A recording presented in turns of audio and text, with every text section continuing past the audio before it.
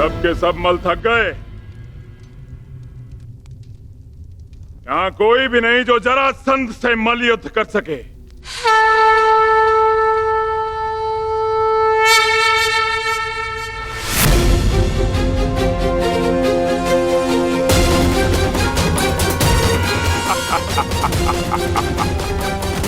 लो, अब ये ब्राह्मण मुझसे मल युद्ध करने आए हैं।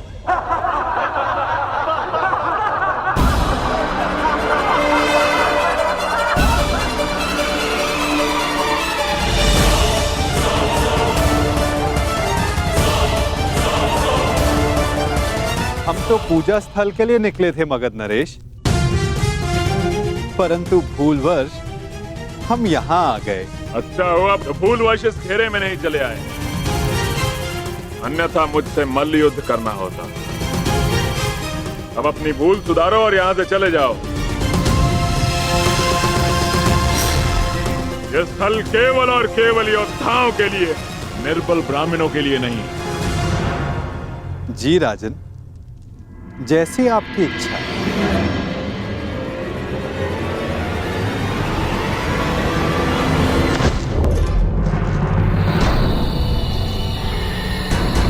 ये युद्धकांक्षी है।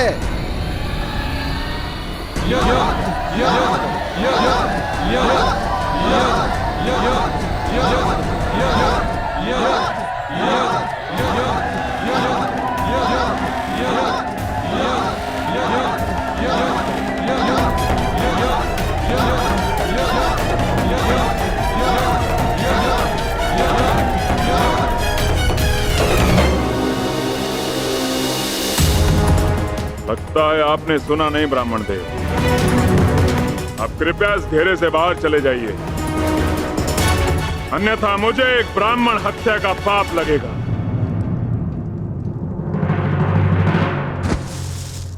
कुछ क्षण पहले आपने सभी को चुनौती दी थी मगध नरेश, तो समझो वो चुनौती मैंने स्वीकार कर ली।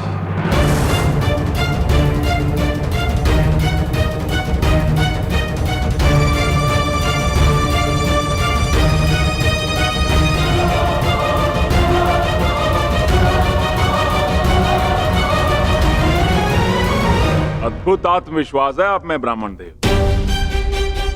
किंतु आज आपके साथ साथ आपका यह आत्मविश्वास भी टूट जाएगा। वैसे मल्ल युद्ध के नियम तो जानते हो ना ब्राह्मण देव? हाँ, जब तक एक योद्धा पराजय स्वीकार ना कर ले, युद्ध होता रहेगा।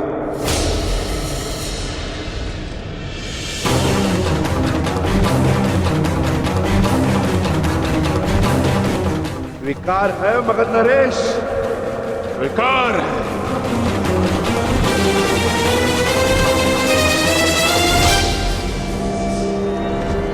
नहीं जरासंध!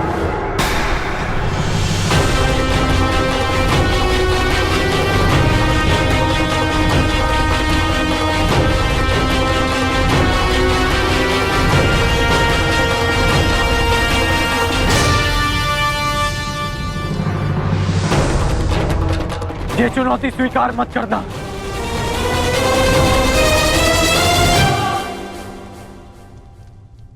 क्योंकि ये ब्राह्मण नहीं है।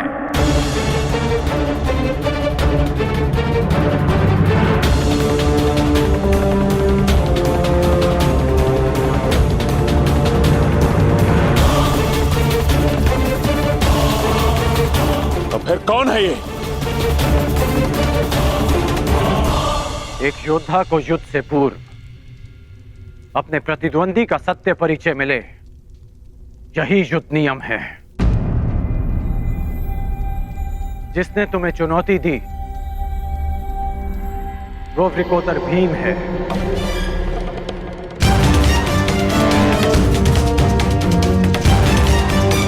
ये धनुर्धारी अर्जुन है।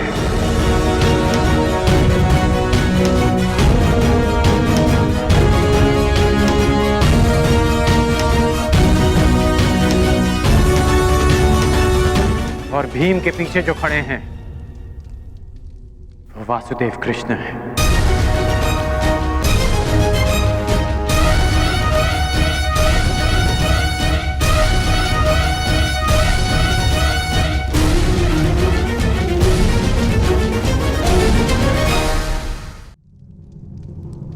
अब सत्य जानने के पश्चात तुम ये चुनौती अस्वीकार कर सकते हो। सत्य कहा अंगराज ने मगध नरेश। अब निर्णय आपका है। परिचय जानकर यदि भयभीत हो तो भीम द्वारा दी गई चुनौती अस्वीकार कर सकते हो।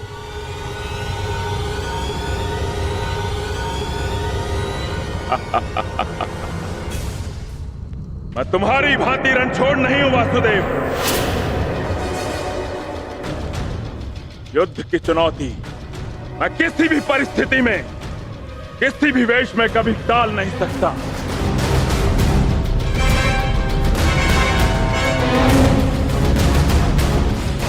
मैं इस चुनौती का अंत करूंगा और सबसे पहले मैं इस विकोदर का उदर उखाड़ूंगा और उसके पश्चात मैं तुम्हारा नाश करूंगा वासुदेव।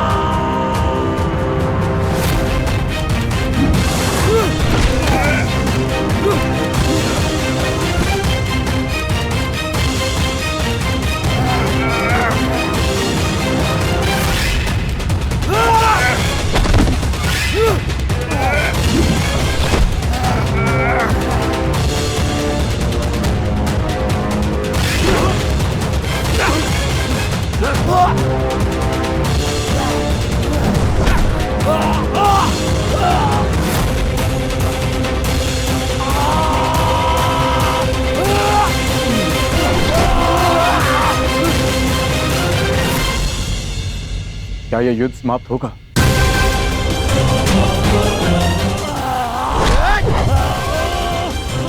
जिसका प्रारंभ हुआ है उसका अंत भी निश्चित होता है पार्थ।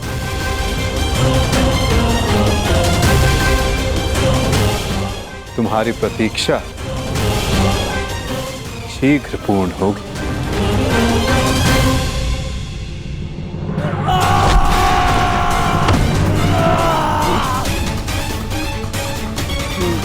उठो जरासंध, युद्ध करो, उठो।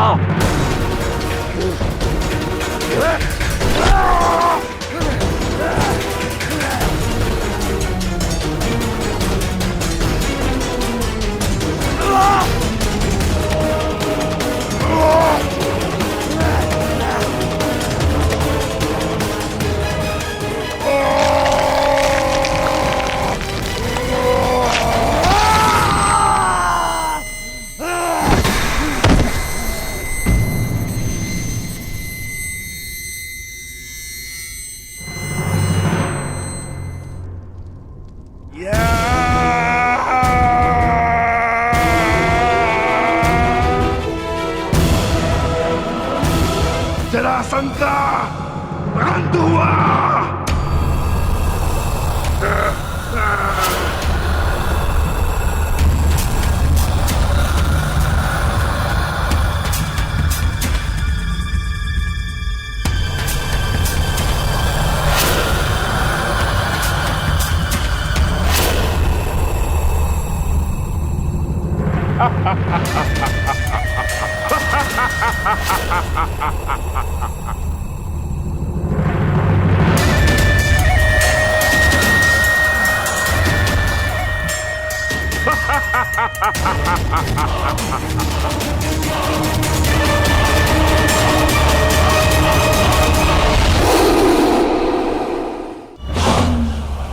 मुझे चुनौती देने से पूर्व मेरे जन्म की कथा तो जान लेते। माता के गर्भ से 2 पिंडों में जन्मा मैं, मृत, और मेरे शरीर को वन में फेंक दिया गया। वहां जरा नामक राक्षसनी ने उन पिंडों की संधि करके जोड़ा और मेरा नामकरण हुआ जरासंध।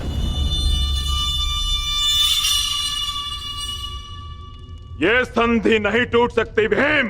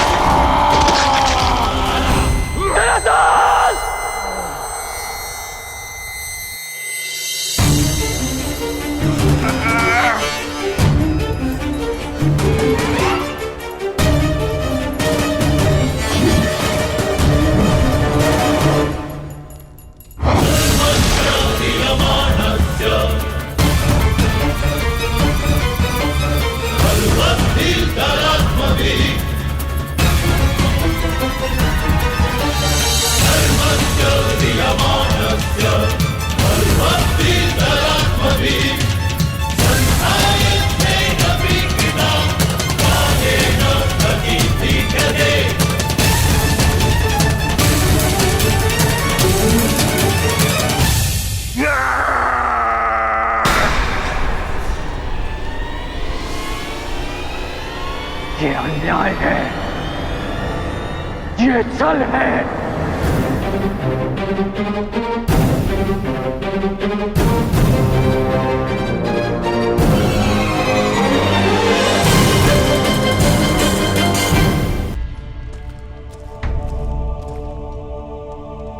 ये अनीति है। कैसी अनीति अंगराज? मल्ल युद्ध जरासंध ने स्वीकारा और नियम यही था कि युद्ध दोनों में से एक योद्धा की पराजय स्वीकारने तक या मृत्यु तक होता रहेगा। जरासंध ने पराजय स्वीकारी नहीं, अंततः उसे मृत्यु प्राप्त हुई कर्ण। अकारण किसी का वध करना, क्या ये अनीति नहीं? जरासंध ने भीम को क्या हानि पहुंचाई थी? तो उस सर्प ने तुम्हें क्या हानि पहुंचाई थी कर्ण, जिसका तुमने वध कर दिया था? मैंने उस सर्प का वध किया क्योंकि वो मेरे निरपराध सारथी को डसने वाला था। यदि वो सर्प दंड का भागी था तो जरासंध भी दंड का भागी था कर्ण, जिसने 100 राजाओं की बलि चढ़ानी चाहिए। परंतु मैंने उन 100 राजाओं को मुक्त किया, फिर उसका वध क्यों किया? तुमने जरासंध से संधि की, 100 राजाओं को मुक्त भी करवाया कर, परंतु ये संसार क्या जरासंध के आतंक से मुक्त था? नहीं कर। तुम किसी की प्रवृत्ति नहीं बदल सकते मित्र। और जरासंध की प्रवृत्ति थी आतंक फैलाना, इसीलिए उसका विनाश आवश्यक था। मैं अपने ज्येष्ठ भ्राता महाराज युधिष्ठिर की ओर से यह घोषणा करता हूं कि आज आप जरासंध के आतंक से सदा सदा के लिए मुक्त हुए। महाराज युधिष्ठिर की जय, वासुदेव कृष्ण की जय, महाराज युधिष्ठिर की जय, वासुदेव कृष्ण की जय। हम सब आपके आभारी हैं महावीर अर्जुन। हम सब अपने आप को महाराज युधिष्ठिर के अधीन स्वीकार करते हैं। जो अधीन हो वो दास होता है, और हमें दास नहीं आपकी मित्रता चाहिए। महाराज युधिष्ठिर की जय, महाराज युधिष्ठिर की जय। इन लोगों ने अपना चयन कर लिया है अंगराज, और मुझे उस पल की प्रतीक्षा है जब तुम उचित चयन करोगे कर्ण।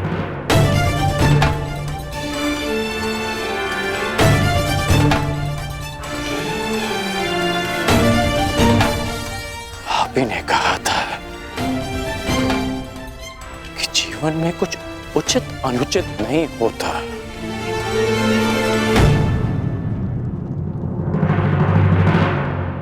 अब समझ में आया कि ऐसा क्यों कहा था। यदि कुछ है तो वो है कर्म, और आपके कर्म के परिणाम। और मेरे कर्म मेरी दृष्टिकोण में उचित हैं, और आपके कर्म आपकी दृष्टिकोण में। अद्भुत। तुम मुझे कभी चकित करने में असफल नहीं होते मित्र। प्रत्येक बार तुमसे मिलकर तुम्हारे लिए मेरा सम्मान और अधिक बढ़ जाता है। वासुदेव, मैं आपको सावधान करता हूं कि जिनकी सहायता और उत्थान के लिए आप ये प्रयास कर रहे हैं, कि जिनके पक्ष में आप मुझे ले जाना चाहते हैं, एक दिन वही आपका सम्मान भंग करेंगे, आपको लज्जित करेंगे।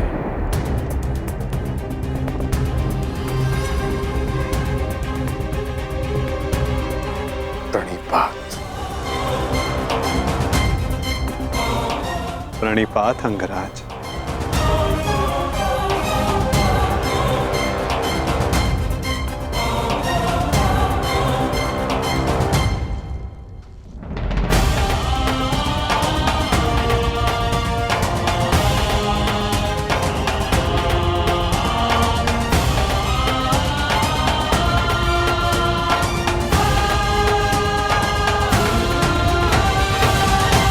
वासुदेव, स्वप्न में आपने मुझसे कहा था कि आप हमें मुक्त कराने आ रहे हैं। वो स्वप्न ही था या सत्य? मनुष्य के स्वप्न ही उसके भविष्य का, उसके अस्तित्व का परिचय होते हैं भद्र विश्वकर्मा। यदि मनुष्य स्वप्न देखेगा नहीं तो उन्हें पूर्ण करने की चेष्टा कैसे करेगा?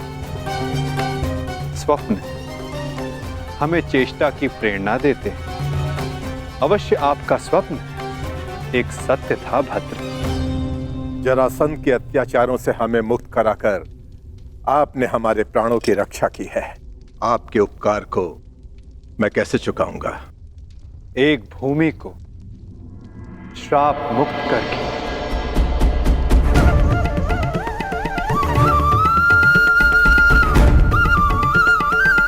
मैं? हाँ, क्योंकि जहां श्राप हो वहां पाप को जड़े बैठाने का अवसर मिलता है और पाप का तारण एक पुण्य आत्मा ही कर सकती है भद्र। यदि आप ये उपकार चुकाना चाहते हैं तो आपको युधिष्ठिर के राज खांडवप्रस्थ के श्राप को हरना होगा, और यदि नहीं तो भी यह आपकी इच्छा पर निर्भर करता है। निर्णय आपका है भद्र।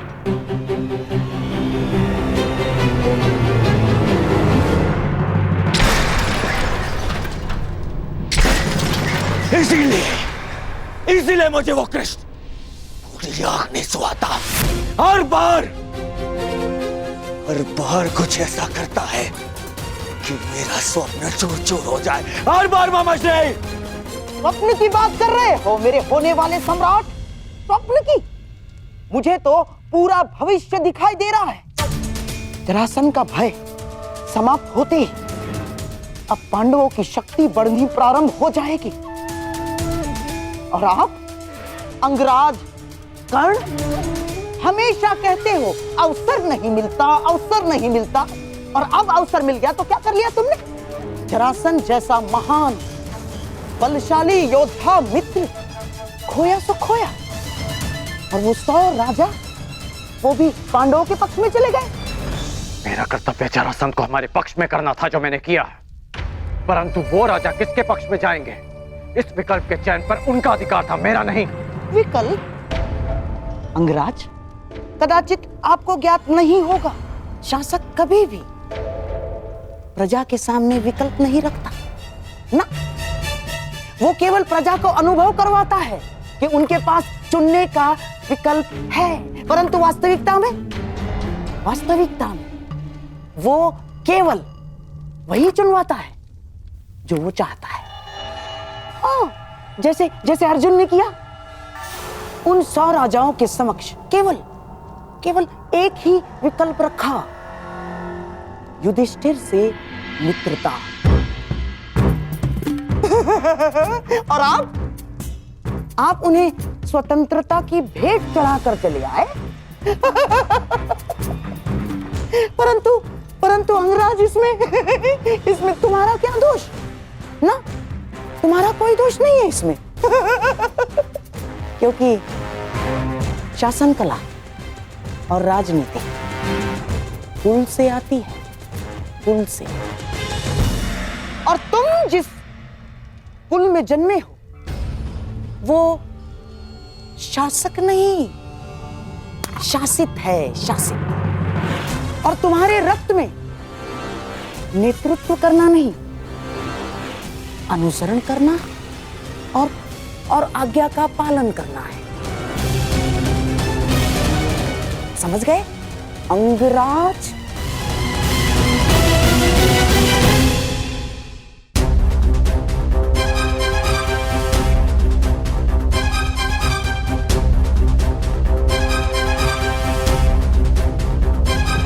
मुझे प्रसन्नता है कि मेरा जन्म उस कुल में हुआ जहां रथ चक्र बनाए जाते हैं, कुचक्र नहीं। जहां आज्ञा का पालन किया जाता है, षड्यंत्र नहीं। मित्र दुर्योधन ने जो मुझसे कहा, मैंने उसका अनुसरण किया। षड्यंत्र नहीं। बस मामाश्री, वहां वो पांडव अपना बल बढ़ा रहे हैं और आप मेरे मित्र का अपमान कर रहे हैं मामाश्री। धन्य हो मेरे होने वाले सम्राट। यहाँ तुम्हारा मित्र तुम्हारा भविष्य पांडवों की झोली में डालकर चला आया और तुम मान और अपमान को लेकर बैठ गए। परंतु अब मैं दर्शक बनकर नहीं बैठूंगा ना। अब इस खेल की कमान मैं संभालूंगा। उस वासुदेव कृष्ण के इस छल का उत्तर मैं भी छल से ही दूंगा। वासुदेव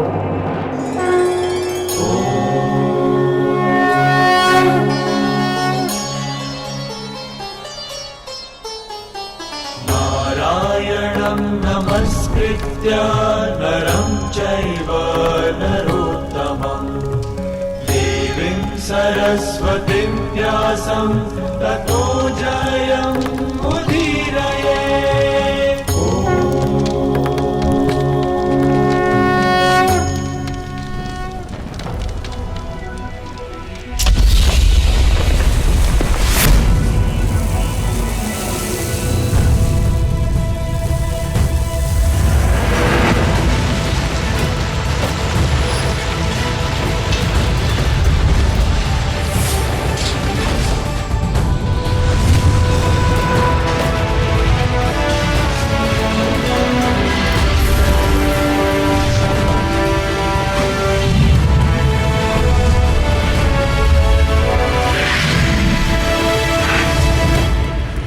देवराज इंद्र के आशीर्वाद से निर्मित ये भव्य नगर इंद्रप्रस्थ कहलाएगा।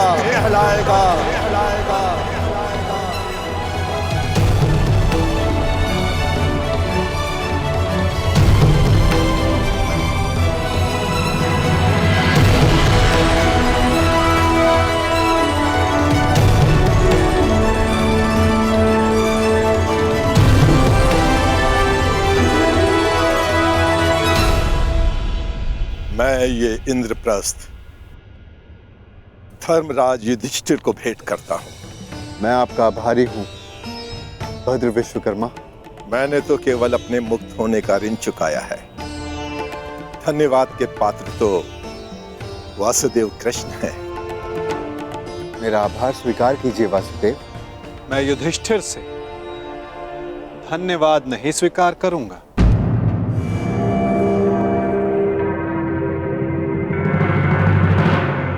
क्यों वासुदेव? क्योंकि मुझे सम्राट युधिष्ठिर से धन्यवाद लेना है। समय आ गया है कि आप राजसूय यज्ञ संपन्न करके सम्राट की पदवी पाएं। धर्मराज, यज्ञ का संकल्प लो। आर्यव्रत के समस्त राजाओं को निमंत्रण दो। मैं चाहता हूं कि संपूर्ण आर्यव्रत आपका प्रभुत्व स्वीकार करे।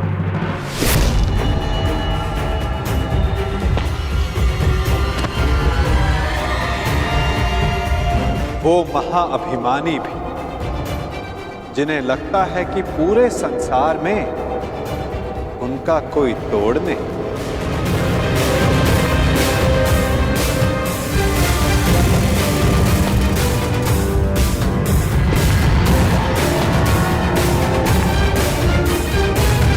वो जो वरदान के दंभ में सबको श्रापित समझते हैं।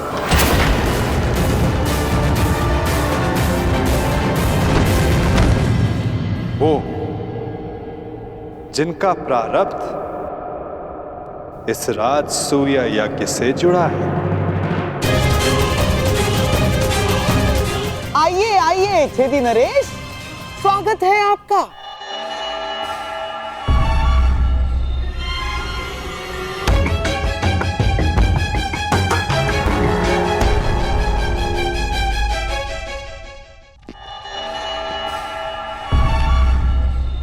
शानदार नरेश, टूटी टांग के लिए चिकित्सक से परामर्श ली या अब भी बतख की तरह खिला के चलते हैं?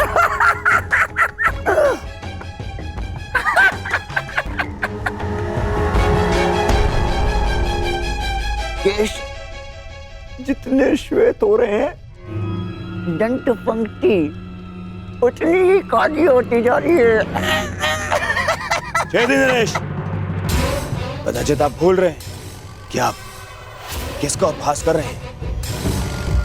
क्षमा करना महाबली सर्वशक्तिशाली दुर्योधन,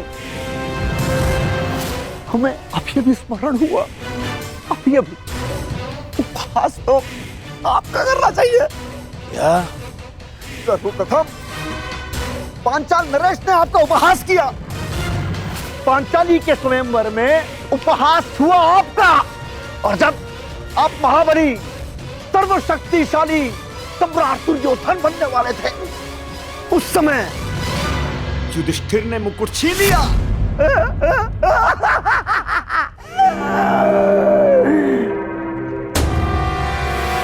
और जब तुम युवराज बने, तब तक युधिष्ठिर राजा बन चुका था। राजा! कहावत याद आई, धोबी का श्वान न घर का न घाट का।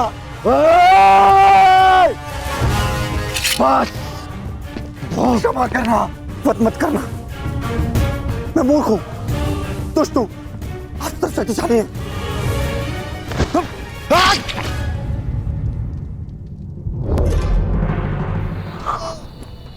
क्षमा करना।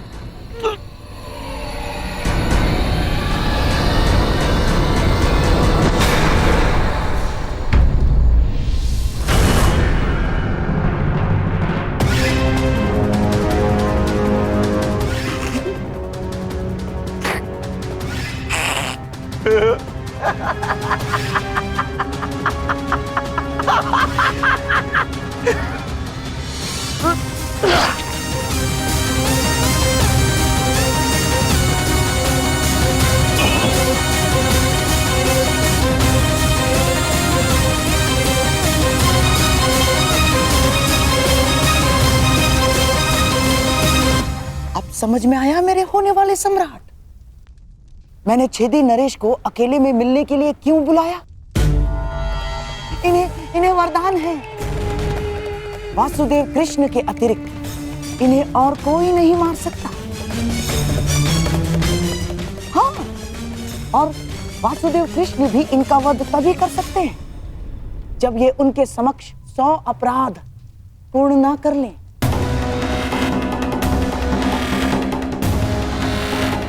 उस वासुदेव कृष्ण के हर छल का उत्तर है ये छेदी नरेश शिशुपाल।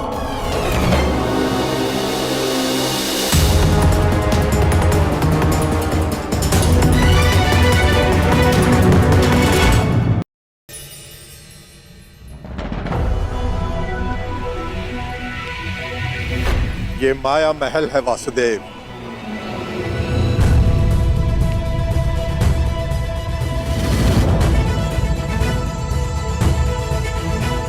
अद्भुत भद्र विश्वकर्मा, बहुत ही सुंदर भवन है। मैंने सोचा देवी पांचाली के मनोरंजन के लिए कुछ विशेष प्रयास कर लूं।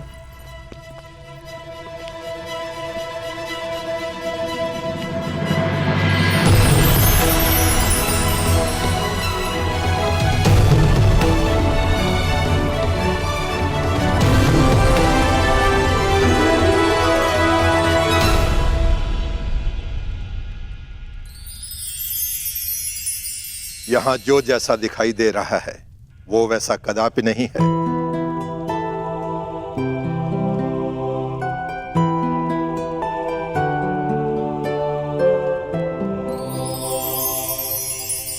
गुप्तचरों से सूचना प्राप्त हुई है कि पांडव राजसूय यज्ञ करने वाले हैं और आप भी वहां जाएंगे। यद्यपि कृष्ण के मित्र मेरे स्वाभाविक शत्रु हैं, हाँ। परंतु पिता के आदेश के कारण जाना होगा। तो कुछ ऐसा कीजिए ना कि आपके स्वाभाविक शत्रुओं का प्रयोजन विफल हो जाए। नीति कहती है कि यज्ञ में निमंत्रित अतिथि का अतिथेय द्वारा अपमान हो जाए तो यज्ञ भंग हो जाता है।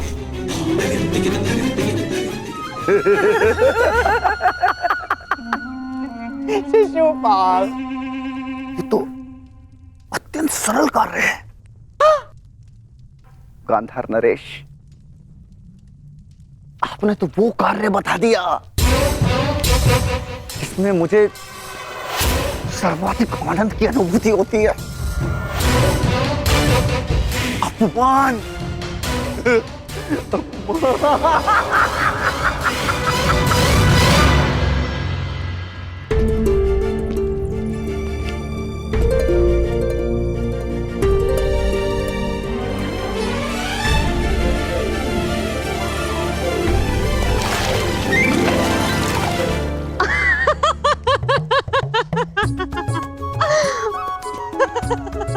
अद्भुत ना सका, जहाँ जल दिखता है वहाँ भूमि है और जहाँ भूमि दिखती है वहाँ जल।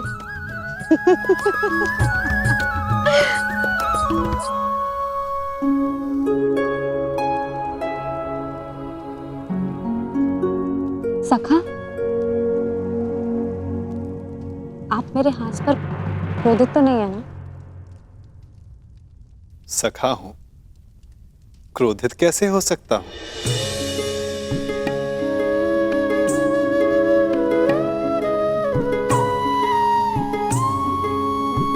परंतु कदाचित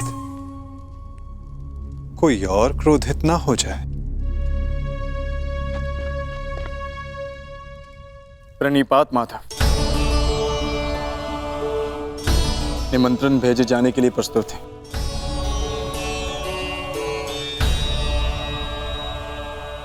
तो पहला निमंत्रण हस्तिनापुर जाएगा।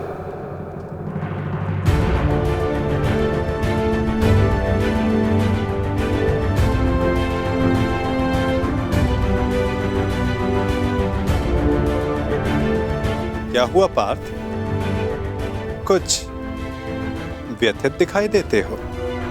हाँ माता, शंका है कि क्या दुर्योधन यहां आना स्वीकार करेगा?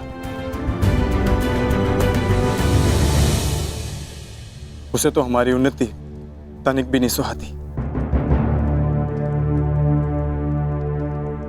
और यदि वो यहां नहीं आया तो माता कुंती यहां अकेली कैसे आएंगी? प्रयास करना हमारा कर्म है पार्थ, और ये कर्म बिना परिणाम सोचे करना होगा। कदाचित फल हमारे हित में हो। मैं हस्तिनापुर निमंत्रण स्वयं लेकर जाऊंगा, क्योंकि केवल माता कुंती को नहीं, तुम्हारे कुछ और संबंधियों को भी यहां लेकर आना है।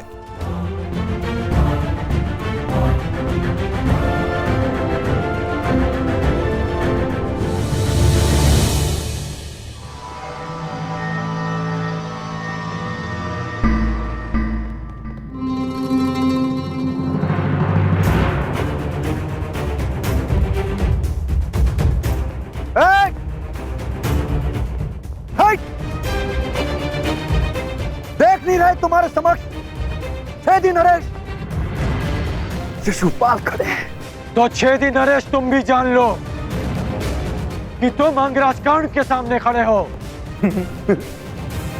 तो तुम हो अंगराज कर्ण।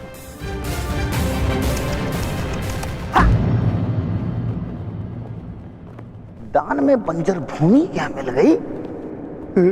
स्वयं को राजा समझ बैठा। भूल गए कि सूत का काम रथ की बागडोर संभालना है, राज्य की नहीं।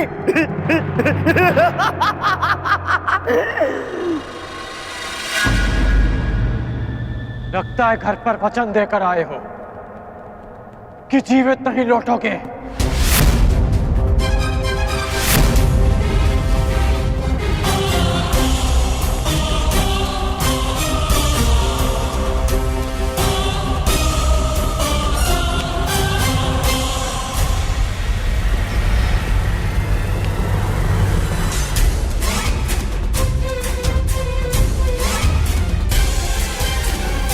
अरे मित्रगण, ये शिशुपाल है, ये मेरे अतिथि हैं और मेरे मित्र भी, और इस नाते से आप दोनों भी मित्र ही हुए।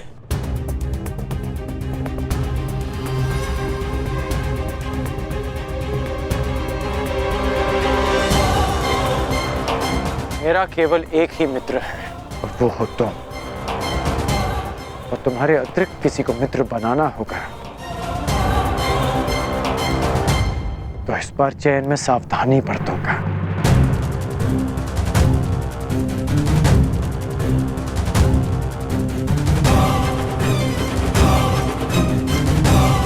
अपने अतिथि की मर्यादा में रहने की चेतावनी अवश्य दे देना मित्र।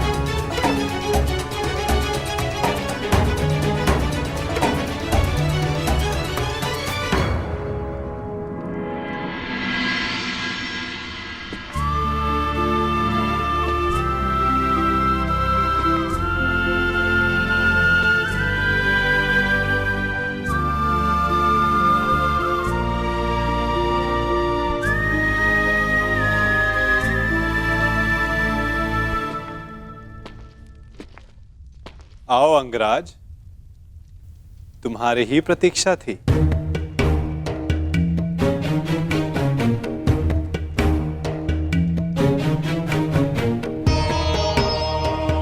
क्षमा कीजिए वासुदेव,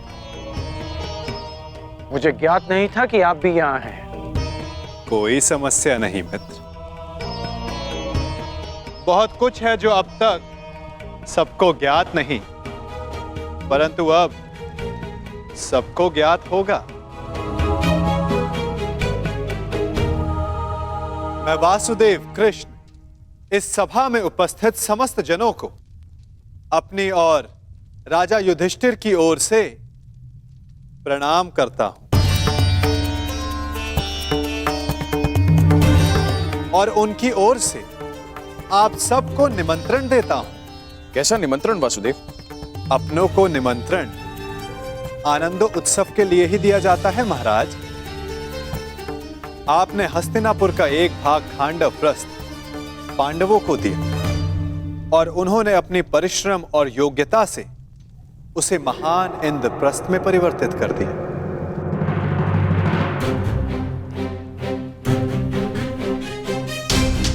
और अब इंद्रप्रस्थ एक प्रसन्न और स्वतंत्र देश है और युधिष्ठिर भी उस पर न्याय और धर्म पूर्वक शासन चला रहे हैं।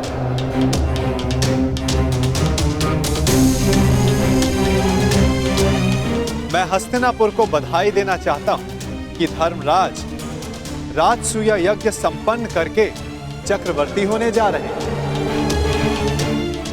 और उन्होंने सादर आप सबको इस यज्ञ के आयोजन में निमंत्रित किया है।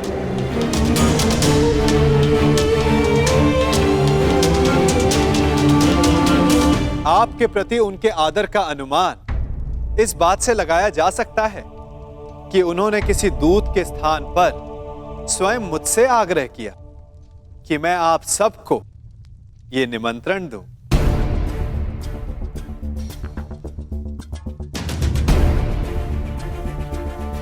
वासुदेव, यह जानकर प्रसन्नता हुई कि पांडव पुत्रों ने बंजर भूमि को इंद्रप्रस्थ बना दिया। महाराज, इस समारोह में हमारा सम्मिलित होना आवश्यक है।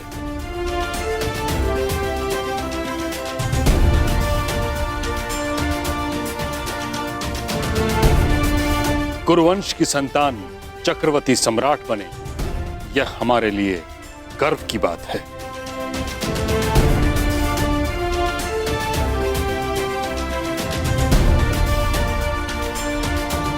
ये कुरु परिवार के लिए अवश्य गर्व की बात है ताचरी,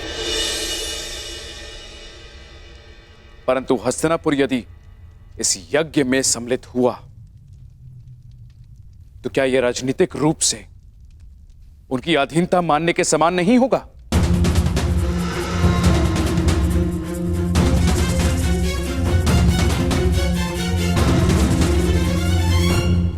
मुझे आश्चर्य है महाराज, आपके मन में यह विचार आया कैसे? पांडव भी आपके अपने पुत्रों के समान हैं। फिर हस्तिनापुर और इंद्रप्रस्थ एक दूसरे से भिन्न कैसे हुए? पांडव सदा आपका परिवार रहेंगे और आप सदा उनके ज्येष्ठ पिताश्री, जिनकी माता ने परिवार के मान के लिए इंद्रप्रस्थ में नहीं अपितु हस्तिनापुर में रहना श्रेयस्कर समझा, वो पांडव आपको अपने अधीन बनाने का विचार अपने मन में कैसे ला सकते हैं?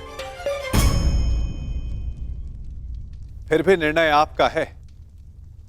आप चाहें तो पांडवों को अपना मानकर उन्हें आशीर्वाद दे सकते हैं,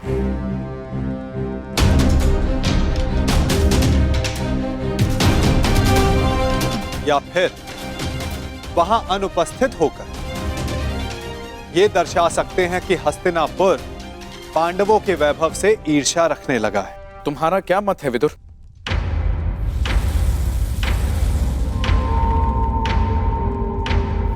मेरा मत है कि यज्ञ में जाना उचित होगा।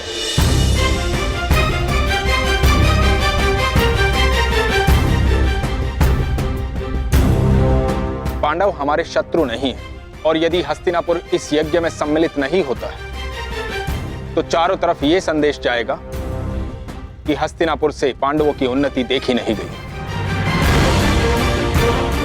और यदि किसी कारणवश राजा किसी आयोजन में सम्मिलित होना अपने पद की गरिमा के अनुकूल नहीं समझते तो युवराज को भेज सकते हैं।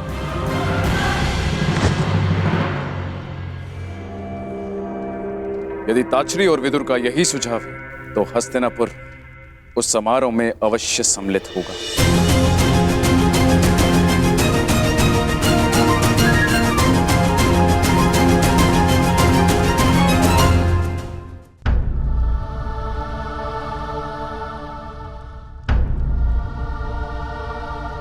क्या हुआ अंगराज? प्रतीत होता है कि आपको इसमें कोई आपत्ति है। निमंत्रण आपके लिए भी है। नहीं वासुदेव, मैं उस यज्ञ में भाग लेना उचित नहीं समझता।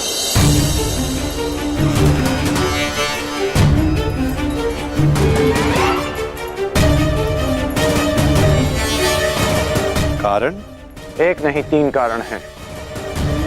पहला, मैं युधिष्ठिर को सम्राट पद के योग्य ही नहीं समझता।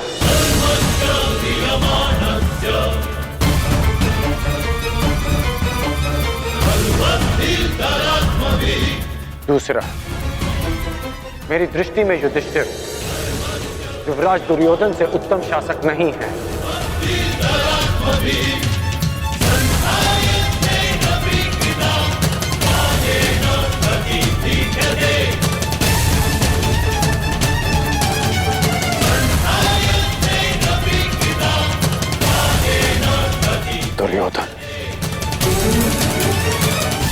नियमों में बंधकर प्रजा प्रशासन नहीं करते, अभी तो प्रजा के लिए नियम बनाते हैं।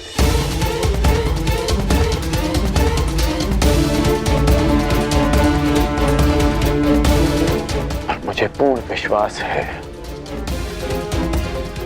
कि मेरे मित्र के राज्य में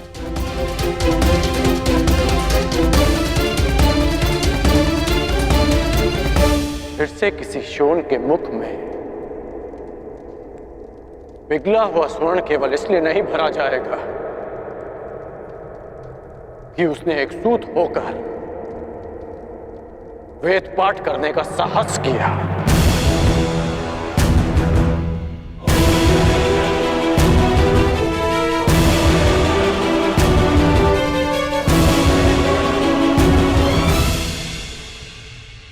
और तीसरा और सबसे बड़ा कारण,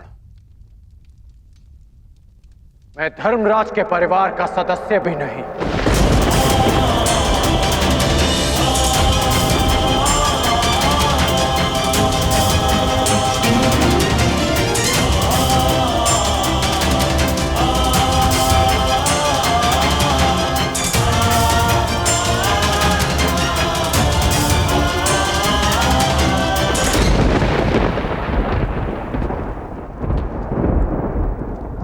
और जिसे मैं सम्राट पद के योग्य नहीं समझता,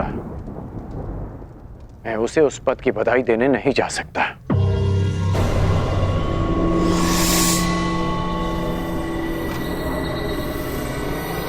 क्षमा कीजिए केशव कि मैं आपके इस निमंत्रण को अस्वीकार कर रहा हूं।